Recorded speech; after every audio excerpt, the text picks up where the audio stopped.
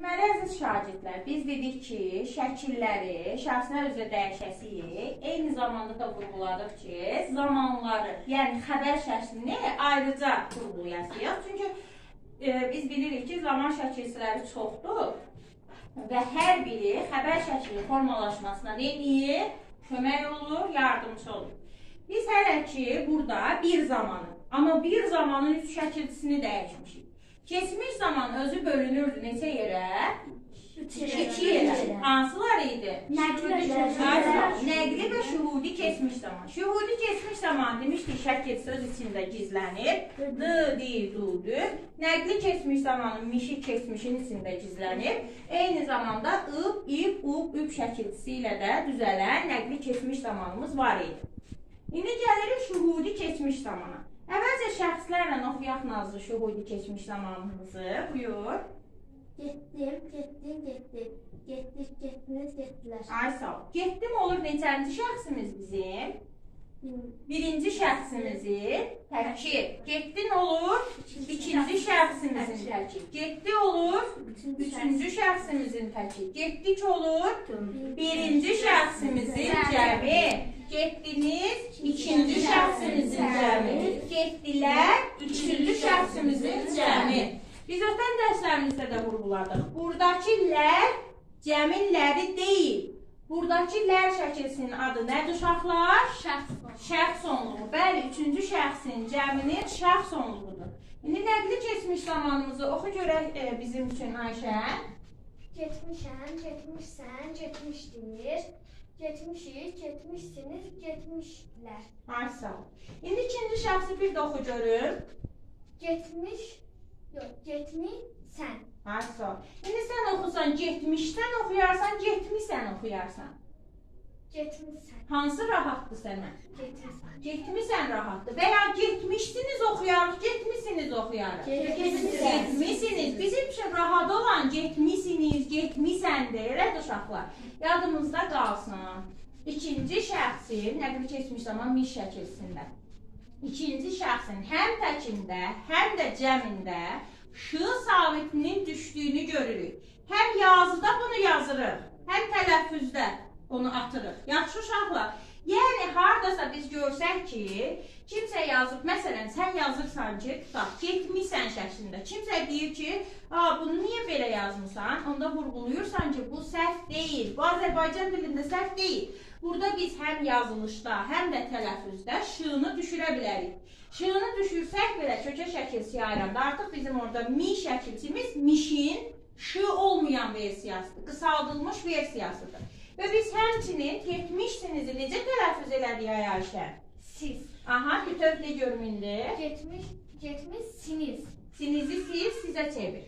Getmişsiz. Bəli, getmişsiz şəklində. Deməli, sınız, siniz, sunuz, sünüzü yazsaq da, tələffüzdə necə deyirik onu? Sız, siz, sus, süz şəklində. Getmişsiniz. Bizə çətinlik törədir deyə biz tələffüzdə onu necə deyirik? Getmişsiz şəklində deyirik. Getmişsiz.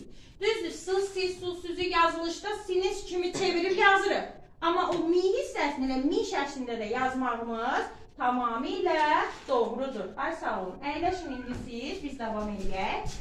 Deməli, dedik ki, ikinci şəxsin təkində və cəmində bizim zamanımız öz samitini neynədir uşaqlar? İtirdi.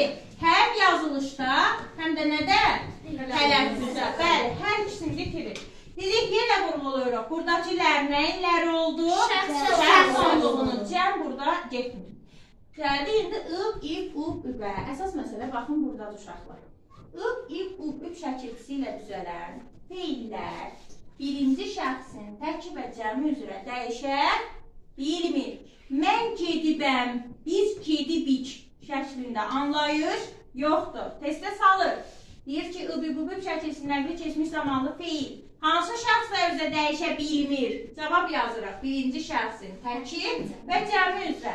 Və yaxud mən sizə sual versəm ki, məsələn, gedib feilini və ya gəlib feilini şəxslər üzrə dəyiş, sən daha məndən başlamırsan. Hardan başlayırsan? Səndən, ikinci şəxsdən başlayırsan.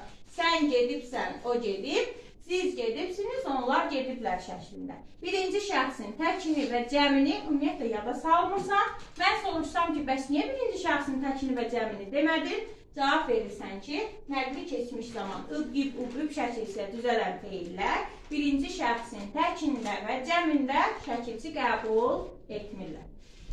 İndi dediklərimizi ümumi yekunlaşdırası olsaq, bir qənaətə gələsi olsaq, dedik ki, həm arzu şəkli, həm də şərt şəkli üçüncü şəxsin təkində şəxsunluğu istəmir.